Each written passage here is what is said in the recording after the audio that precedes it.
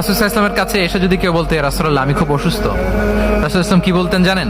রাসূল সাল্লাল্লাহু আলাইহি ওয়াসাল্লাম বলতেন, লা বাসা আলাইকা তুহুরুন ইনশাআল্লাহ। ইয়া রাসূলুল্লাহ আমি অসুস্থ, রাসূল সাল্লাল্লাহু আলাইহি ওয়াসাল্লাম বলতেন, আরে don't worry, it will cleanse up you from your sins if আল্লাহ উইশ। ইনশাআল্লাহ এতে তোমার যে গুনাহ টুনা আছে, পাপ আছে, এই পাপগুলোকে আল্লাহ তাআলা এই অসুস্থতা দিয়ে মোচন করে দিচ্ছেন। পড়েন সুবহানাল্লাহ। তাহলে আপনি অসুস্থতার মধ্যেও একটু হালকা হইলেন না, যে জ্বরে ভুগতেছি কিন্তু এই জ্বরে নাকি আমার গুনাহ মাফ হয়ে যায়। পেটের ব্যথায় আক্রান্ত, মাথা ব্যথায় আক্রান্ত, কিন্তু এটাতে নাকি আল্লাহ আমার পাপ মোচন করে দেয়, তাহলে একটু ভাল লাগবে না? তাহলে দেখেন, একটা কঠিন পরিবেশকে রাসূল সাল্লাল্লাহু আলাইহি ওয়াসাল্লাম সহজ করতেন।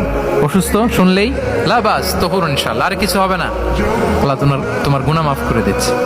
অসুস্থ ব্যক্তি দেখলেই মাথায় হাত দিয়ে দোয়া করতেন, আল্লাহুম্মা রাব্বান নাস আযহিবিল বাস ইশফি আনতা শাফি লা শিফাআ ইল্লা শিফাউক শিফাআন লা ইউগাদিরু সাকামা।